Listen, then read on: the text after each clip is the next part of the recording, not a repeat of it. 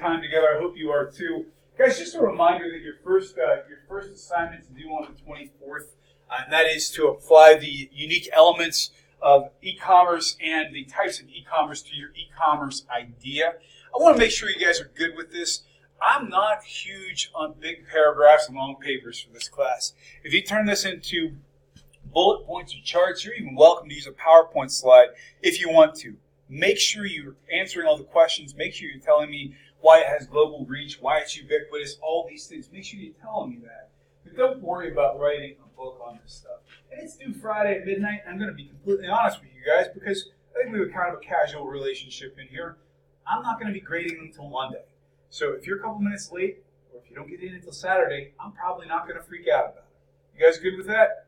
If I have it by the time I start grading on Monday, now that could be 8 in the morning on Monday, but as long as I have it by the time I start grading, no harm, no foul. We good? Okay. Guys, a reminder that tonight we have a really cool guest speaker who's going to be on campus. I am incentivizing this with two bonus points in the first test. This guy, Mr. Avalon, is going to be talking about the intersection of business and politics.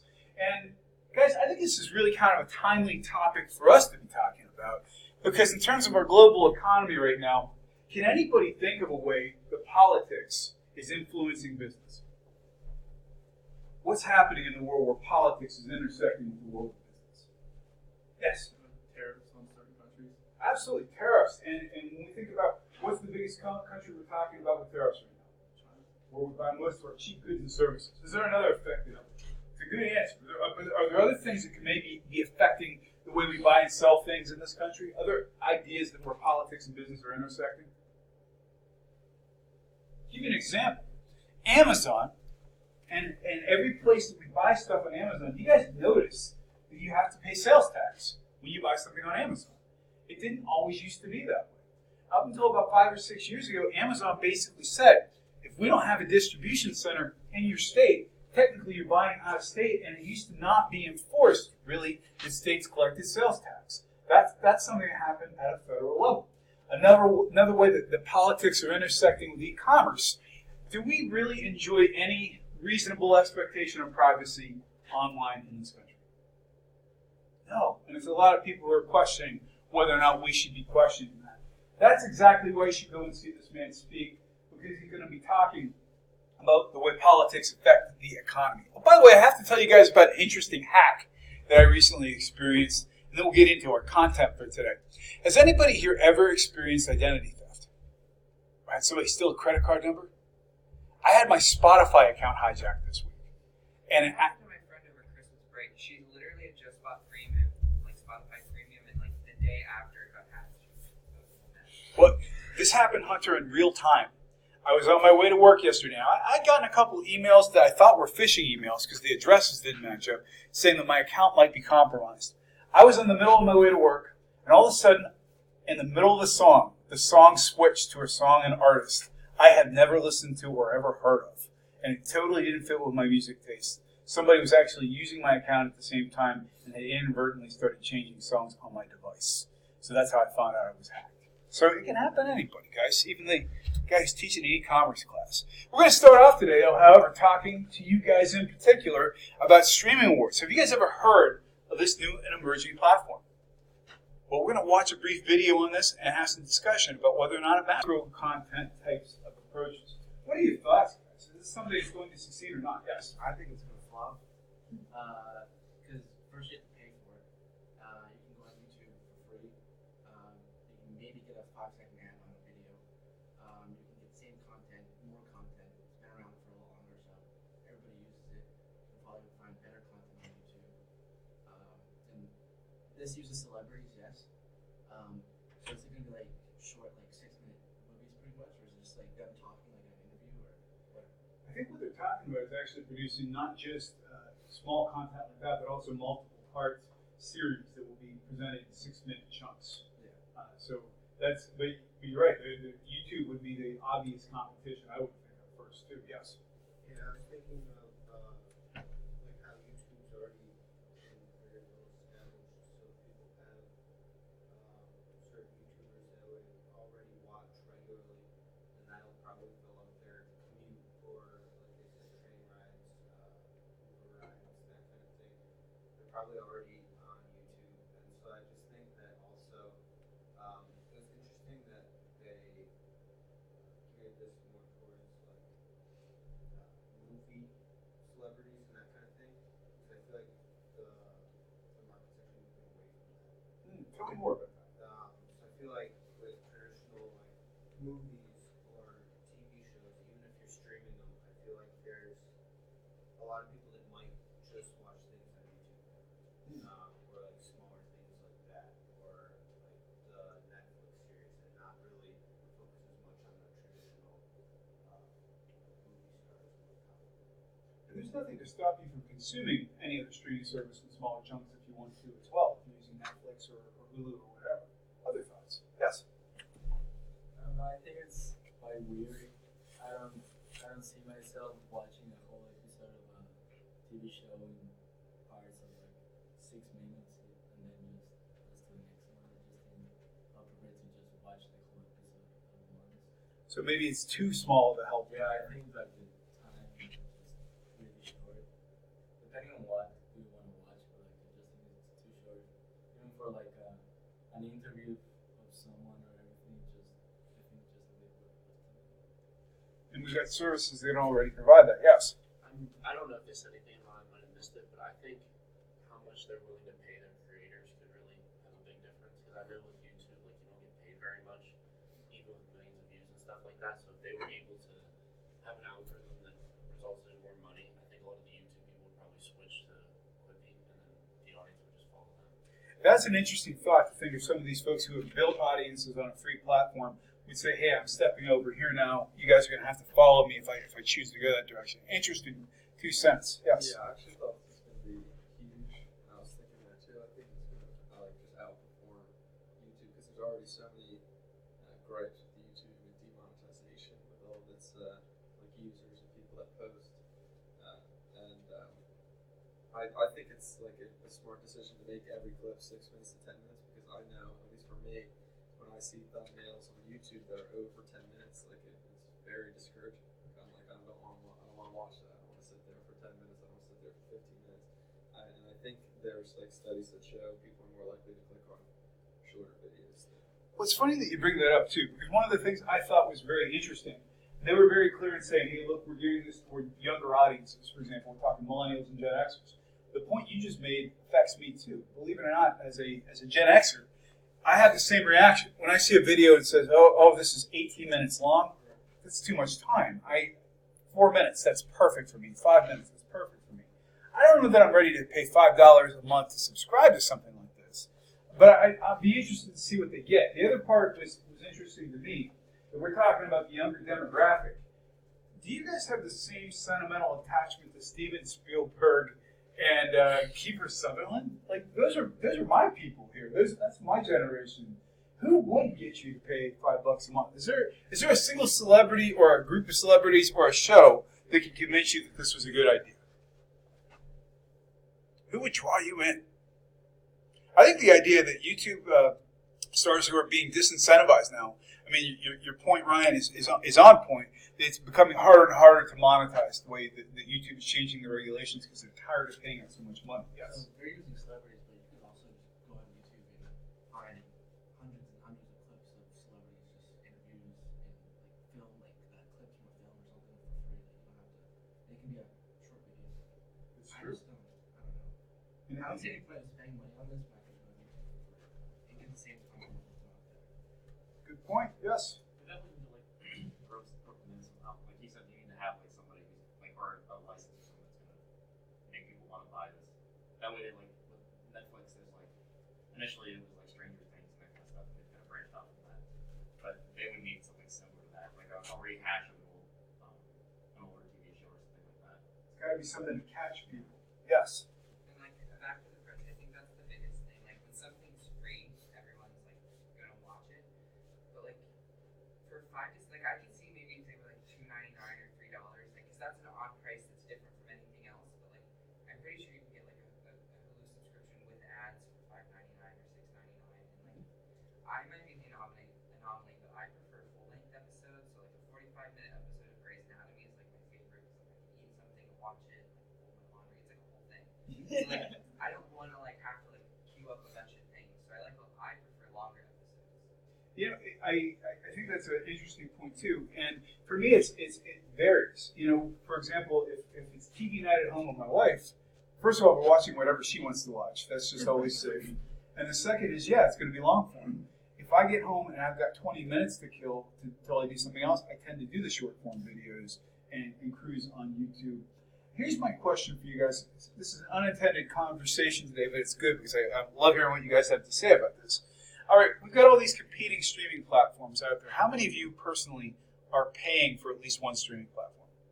Okay, if somebody's willing to share, will you tell me a streaming platform that you pay for and why you think it's worth it? Yes. Well, I get the Spotify Premium, which also has Hulu. So I think as a student, you get those for $5 or $6 a month. Yeah, it's ridiculous. So those is really worth it because I use those a lot. So you're getting a lot of utility. Who else would? Yes, go ahead. I have Netflix, and like I think definitely like with Target, like my main reason for it, one, we don't have cable up here, but even like since coming up here and totally like not watching cable and coming home like for breaks and over summer, like I don't watch cable when I go home at all because like I don't want to have to schedule my day around a show that's only on at a certain time. So the convenience of getting to choose what I want to watch, when I want to watch it, and how loud I want to watch is definitely I think something for our generation where we have a lot more going on, or like time like schedules that are just different from your typical like 9 to 5. Yeah, I think I agree with you a lot, and I think your mentality, by the way, is spilling over into the older generations who are starting to see the value in that too. Anybody else? Yes. I've been using Netflix since 9th grade. Like, I haven't watched cable TV or satellite TV since then, just because there's no ads. By the time I finish a show, there's always something new popping up that can last me for another 3 months or whatever. So there's always new content. And the no commercials. That right there is what is good for me. So not one of you, by the way, has said, hey, there's a particular show that I absolutely have to have. So go ahead. Disney Plus, last I got it, was like Marvel and Star Wars and all that stuff. So, and Disney Plus, by the way, might be the one who's finally driving that side of it home because so many people want that content whenever they can have it. If we're talking Netflix, obviously Netflix, a lot of the content we get on there is repurposed from other places, whether it's old broadcast TV or whether it's from other countries. I don't know how you guys feel about it. I haven't had cable in 15 years. And I watch what's on Netflix or what's on Hulu because I can always find something good to watch. We get a utility because everybody likes music and so people are paying for Spotify. I bet a lot of people go for Spotify and get Hulu as the bonus. That's how it works for me. Then we got the outlier, which is Disney Plus, saying we got highly desirable content that people are willing to pay for. I don't know what these guys are going to do because you've already got the utility of YouTube out there. You've already got the high-end content of Disney Plus, and you've got ad-free on just about any other streaming service. So I don't know what they're going to do to make this cross-section work. Here's the trick. We're still going to be in class together when April rolls around after this launches. I'm going to count on somebody in this class to remind me that we need to check in and see how this company's doing on their launch. Good conversation, guys. Any other points before we jump in for today? Yes, sir. What did they say about T-Mobile working with them? What was that point? They're going to offer it as a free service on T-Mobile, just in the same way. How many of you are getting Disney Plus free through Verizon? The reason I'm on Disney Plus is because I get it for nothing for a year. And so they're going to be doing the same thing. I think what they're doing is kind of interesting, though. I probably would never have gotten Disney Plus on my own because I like Disney, but I'm not crazy about Disney. Now that I have it, I'll probably continue my subscription because I like it. So it's going to be interesting if that first taste free kind of thing sticks with those subscribers or not. They're going to need something viral that really draws other people in who aren't T-Mobile, by the way. How many of you are AT&T? How many of you are Verizon? How many of you are somebody else? Yeah, so most of us fall in one of two camps. T-Mobile / Sprint, all these smaller providers are still somewhat niche in a lot of areas of the country. So, other thoughts, guys? All right, well, we're going to jump in. Today's going to be a pretty straightforward class today, guys. We talked about the legacy of e-commerce as we were going on, and we know that, for example, the early visions that we had for this friction-free commerce, the utopia of the 1990s gave way to the reality of the dot-com bust in the early 2Ks. And right now, very few of the original really successful companies, and the big buzz companies, actually ended up making it into the 21st century. Very famous scenario. There was a company called Pets.com. Has anybody ever heard of it? Somebody else owns the name now and owns the domain. They spent $1 million on a Super Bowl ad, and I think it was 1999, to try to get the word out about their brand, and it didn't pay off for them. They basically blew their excess cash on one big Hail Mary to try to get people in, and it was kind of like symbolic for what was happening during that period of time. Some of the things that we thought would happen, it's reasonable to think, if we're all online, that there's not going to be any such thing as price dispersion. Who here has ever heard the term price dispersion before? Do you know what it means? It means paying a different amount for something in different places. Like, for example, if I went to, just say, for example, we're doing brick and mortar shopping. If I wanted to buy a pair of Levi's at Macy's and they were $45, and I found them at Kohl's for $32, that's called price dispersion. One of the theories about the original e-commerce vision was that would go away because of information. Everybody would know what everything costs. One of the other things we thought is everybody will know everything about everything. In reality, different people have different amounts of information when they shop. Despite how much information we have, a lot of the times we have so much information that we're blind. Has anybody here ever bought something on Amazon without even checking the price somewhere else? I've done it. It's convenient. And we're paying more for things on Amazon sometimes than we pay for them if we did a little comparison shopping, because Amazon's not always the cheapest. And in addition, we've got new intermediaries. And here's what I mean by that. We look at companies and big brands. I'm thinking about business to consumer brands such as Levi's, Nike, premium products, for example. There's a reason why Nike is putting a push on to buy your shoes from Nike.com instead of Amazon. They want a piece of that pie too. All these companies that were relying on Amazon and Kohl's and Target and established retailers are saying, why can't you buy directly from us? And what it means now is instead of just buying from Amazon, you're buying from other kinds of retailers. Some of the other things that have kind of come up too, we talked about the fact, what was the first major social media provider in the United States?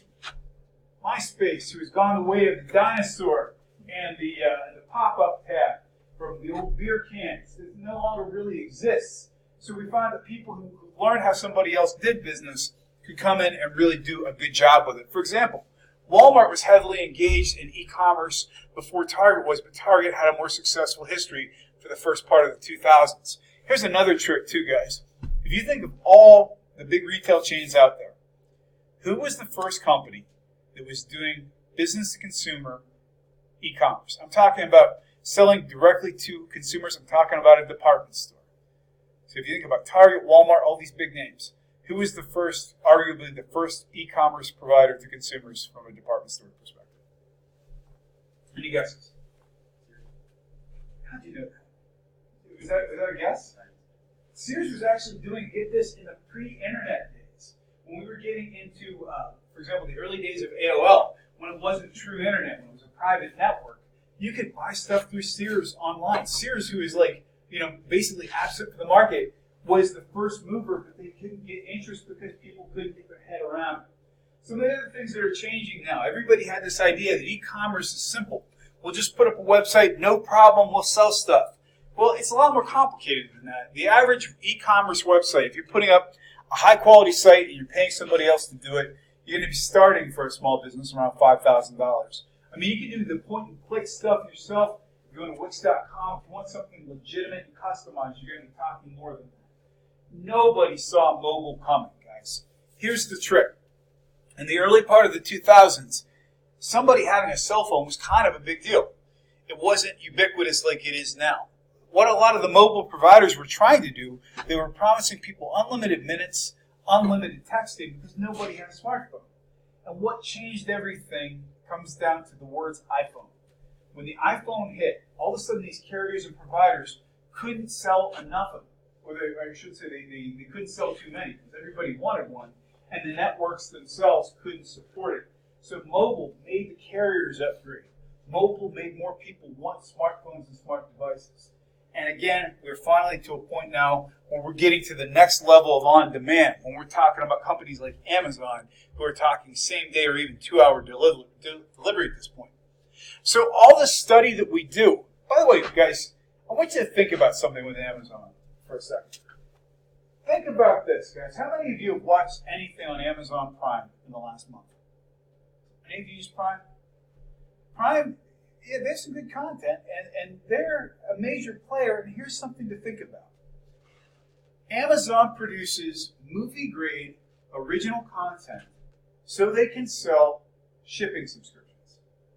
This company is that big and that powerful that the whole reason they produce movies. Has anybody ever seen the movie The Big Sick, for example? It was a great comedy that came out last year.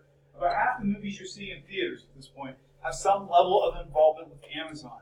And they are producing blockbuster, multi-million-dollar movies so that you'll have incentive to sign up for a Prime subscription so you get free shipping.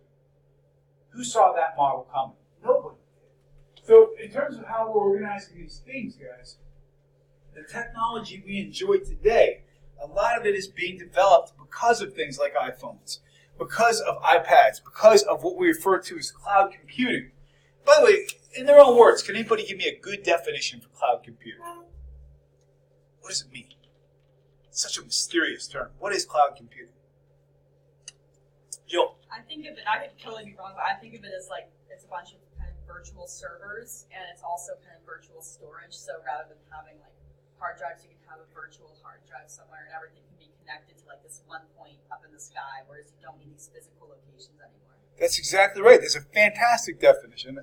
Somebody stole my markers in here, or I draw it out for you. Guys, the early days of computing, here's how it worked. You had computers in centralized locations, usually universities or scientific buildings, and you would use dial-up telephone lines to dial into the mainframe. And the reason you would do this, the computer itself was large and expensive and big and complex, and if you wanted to have all that computing capability, you dialed into it. Well, then we got into the 80s, and everybody started getting personal computers because the networks weren't powerful enough to do what we wanted them to do. And now we're back to the original model. Right now, your iPhone and your iPad and your laptop don't have to be that powerful. Who here's following the whole Google Stadia thing? Yeah, we're talking about centralized computing power. Now, it's not going to be perfect, but we're moving there because the networks are getting there, and you don't have to carry a supercomputer on your back anymore. That stuff is being pushed because we as consumers are asking for it. In terms of businesses, think about this, guys. We talked about ghost restaurants earlier this week. And the very fact that people are saying, why can't I run a Burger King, a Pizza Hut, a Taco Bell, and a McDonald's all out of the same location? Because if I don't have a storefront and it's all delivery, what's it matter anyway? It's all branded. So new businesses are emerging. Guys, 10 years ago, nobody could have thought that Uber would exist today. And finally, in terms of society, boy, do we have a bucket of issues to unpack here, guys. How is e-commerce affecting us on a societal or social level? What's changing because of e-commerce, guys? Yes? Yeah, you sure are. Tell me a little bit more about that. Stuff targeted to you and new products targeted to you. You're more inclined to buy stuff you don't necessarily need because it's just like convenient. We're talking about convenience, we're talking about spontaneous purchases, and companies know more about us. How else is this changing our society? Yes? Just a lot of old people can't comprehend it. Like, my mom's only 44, and I'm trying to explain her cloud multiple times, and she'll never understand it. How to use it or like how to save stuff so that she doesn't lose it. Wow. Well, tell her your 46-year-old professor called her young. So did you tell that young lady there's still time to learn? So, but no, I agree. And we're talking, though, people who can't adapt are going to quickly find themselves on the outside looking in. Are there parts of business now in the world that are hard to do if you're not digital savvy? Yeah. I mean, try doing a government form. Try renewing a registration in the state of Pennsylvania for a vehicle without a computer. It's not easy. How else is it transforming our society? What else is changing? I think it makes our expectations like super high. Like if I buy something and it's not going to ship in 2 days, I'm almost like, this is crazy. But like it's in reality, it's like that's super fast. And like, or like there's a specialty coffee that I love, but it's only available in a physical store in Williamsport.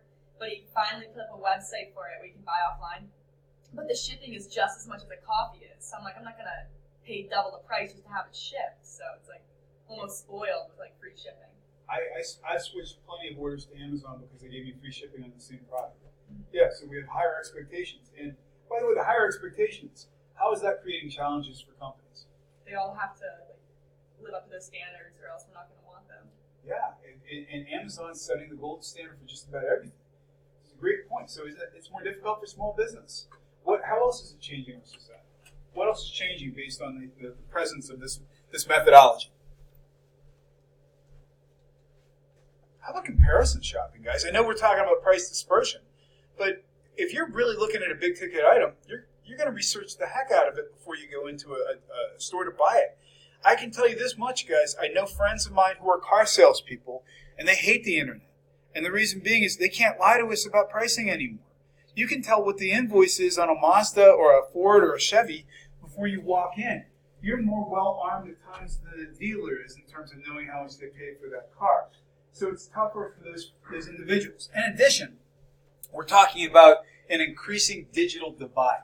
Now, we've got the age issue, which certainly can be an issue. Is there another way that e-commerce and online business might create some people who are on the outside looking in? Who's at a disadvantage in this market? Exactly right. If you can't get a credit card, if you have no online way of spending money, you're talking about being excluded from an entire ecosystem. And we're also talking about people, usually the first places we feel the pinch when automation comes to play, automation in the form of e-commerce. It's not the CEOs and the C-suite people who are losing their jobs. It's the folks running cash registers and moving goods and services. So it's transforming and it's affecting us there too, guys. So in terms of how this all fits together, I know this map's a little hard to read. It's a little easier to see in your textbook. I want to show you how this stuff came full circle, guys. Mainframe computers, Big Blue. By the way, IBM. IBM has the nickname Big Blue. Does anybody know why it has that nickname? Well, their letters are blue, but their first computer was also nicknamed Big Blue. And so that's where the name came from. And again, back in the old days, from the 50s to the 1970s, we had gigantic, hard to control, hard to program computers. And we got the smaller computers in the 70s and 80s. Then we get to the PC era where, lo and behold, we've got Windows and Microsoft Word. Fantastic. We get the first computer network starting to show up in the 1980s. And we're talking literally stuff that required us to string heavy cable for minimum networks. Finally, people are saying in the 90s, yes, we have enterprise-level applications. We're going to share our spreadsheets. We're going to share our corporate information together. And we get to the 1990s, and the internet comes to play, and all of a sudden we're back to cloud computing, or back to networks. Guys, here's another interesting factoid that parallels the development of computers. In the United States, does anybody know why cable television was developed in the first place? Why did we have cable in the first place?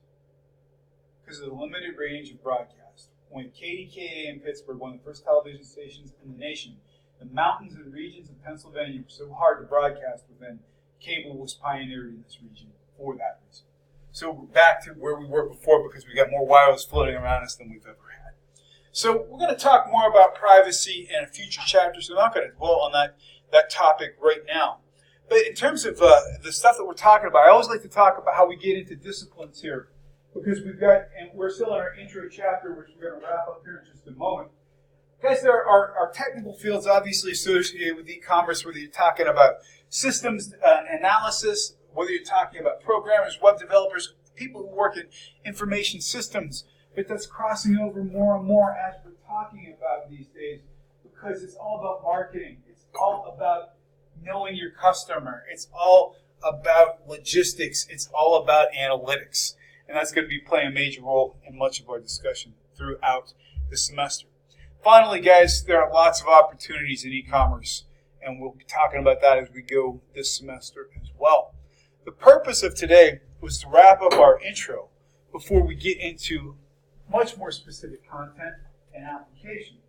And we're ending a little early today, but we'll be able to end early if one of you is willing to ask a question or make a statement. Yes, sir. All right, so I've had this discussion with Jason Donald, and This is going to be good.